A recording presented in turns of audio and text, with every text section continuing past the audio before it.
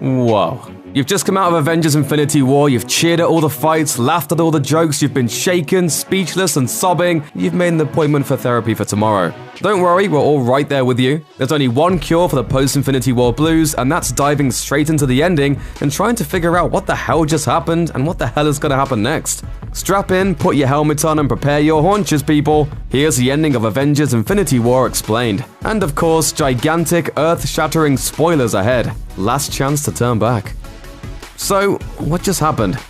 Thanos won. Can you believe it? The bad guy beat the good guys, and it's totally mind-blowing because that kinda never happens. But it did this time, and it was just about perfect. Thanos managed to assemble all 6 of the Infinity Stones, sacrificing his own adopted daughter in the process. Snapped his fingers, and poof, game over, man. Of course, fans of the comics and MCU followers probably knew going into the movie that there was a good chance Thanos would be victorious before the final credits rolled. Longtime comic book readers have the image of Thanos snapping his fingers with a fully powered Infinity Gauntlet on his hand burned into their brains. So it only makes sense that one of the most iconic moments in all of Marvel Comics history would show up in this film. On top of that, we all knew that Marvel would be splitting the story into 2 movies, even if they later publicly reversed course on that particular point. In the end, if you didn't know that Thanos might pull out the W by the end of this movie, you haven't been paying close attention. Body count. When it comes to writing about comic book movies, it's pretty fun to try and predict who will live and who will die when the next big flick hits the theaters. In fact, making these kinds of predictions is basically how some YouTube channels go about building their whole business. Wink wink. But even still, no one could have predicted just how many hugely important superheroic characters would go off to that big comic book store in the sky by the end of Infinity War. For those keeping score at home, we lost Bucky, Black Panther, Scarlet Witch, Falcon, Drax, Doctor Strange, Spider-Man, Star-Lord, Mantis, Groot, Nick Fury, and Maria Hill. And those are just the characters we saw dissolve after Thanos pulled his big trick. It was a lot. And that's not even a complete list of all the dead people. Right off the bat, Heimdall and Loki died at Thanos' hands, while Gamora and Vision went down for the count as well. After 10 years and 18 movies, the Marvel Cinematic Universe built up a huge roster of memorable and important characters. While it goes without saying that the vast majority of these dead people will not stay dead by the time the 4th Avengers movie debuts, it's hard not to feel the loss of so many characters we've gotten to know over the years. Where did Thanos talk to Gamora? Towards the end of the film, Thanos appeared in an orangey-reddish place and began talking with a version of Gamora who looked like a child. We'd never seen that place before in the film, so where was he? There's a more than decent chance that he was inside the Orange Soul Stone itself. Thanos sacrificed Gamora to obtain the Soul Stone, and so it makes sense that she and the stone would be connected somehow after her death. And in the various comics concerning Thanos and his quest for the Infinity Stones, the Soul Gem wound up playing host to a few characters who died fighting Thanos, including Gamora. And with that in mind, it's entirely possible that all our dead heroes may have had their souls transported to the Soul Stone as well. Doctor Strange's prescription for victory.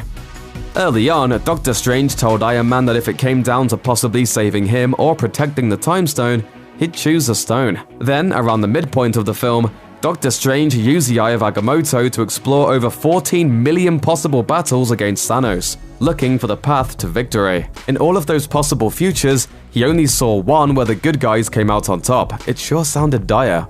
But when Thanos threatened to kill Iron Man on Titan, Doctor Strange offered the Time Stone to save Tony Stark's life. When Iron Man called him out on it later, he said it was the only way. Say what? Well, it all makes sense if you think about it. Doctor Strange has some experience using his time powers to cheat his way out of some bad situations. Dormammu! I've come to bargain! Dormammu! Dormammu! Dormammu! This time around, he took a peek at the script for the next Avengers movie and realized that it was important that Iron Man lived to the end. Important enough that he gave up the Time Stone to make sure it happens. And considering that Iron Man is the one who kicked off this whole crazy Marvel Cinematic Universe in the first place, it only makes sense that it'd be pretty necessary to finishing things off over a decade later. Nebula's revenge. Among the movie's survivors was Thanos' least favorite daughter, Nebula. She managed to make it to the end of the movie despite being literally dissected earlier in the film. So why would a scrub like Nebula be alive while so many fan-favorite characters got turned to dust? As with so many things, the answer lies in the comics. In the Infinity Gauntlet comic book storyline, Nebula spent a lot of time shambling around as a creepy zombie lady, a victim of Thanos' power. But at one point in the story, Thanos was distracted by an encounter with Eternity, a cosmic being that represented the universe itself. That's when Nebula grabbed his fancy glove for herself, and contributed to his eventual undoing. Don't be surprised if the MCU version of Nebula winds up fulfilling a similar role in the next Avengers movie too. Paging Captain Marvel. In the movie's one post-credits scene, we saw the long-awaited return of Nick Fury and Maria Hill trying to get in touch with somebody. Given that we'd spent a full movie not seeing Hawkeye shooting arrows at anybody, it seemed like a foregone conclusion that he was the guy Fury was trying to reach. But as it turned out, he was actually trying to get in touch with Captain Marvel. Fans of the Marvel Cinematic Universe know that Brie Larson is all set to debut as the MCU's first female-fronted superhero movie in March 2019. A couple months before the release of the next Avengers movie. Interestingly, Captain Marvel is supposedly going to take place in the 1990s, meaning that a superhero who shows up to save the day in the fourth Avengers will have already been established in some capacity for years. So where's she been for all the other super shenanigans over the last bunch of movies? About Hawkeye. We never did get a glimpse of Hawkeye after all, meaning everyone's favorite Archer is surely going to show up in the next Avengers movie, right? He's a necessary part of the team. The city is flying. We're fighting an army of robots. And I have a bow and arrow. None of this makes sense. Okay, maybe he's not that necessary, but still, every hero helps, right? Is his family okay in the aftermath of Thanos' dirty deeds? Could he possibly be looking to avenge them? And everyone else on Earth, perhaps? If we can't protect the Earth, you can be damn well sure we'll avenge it.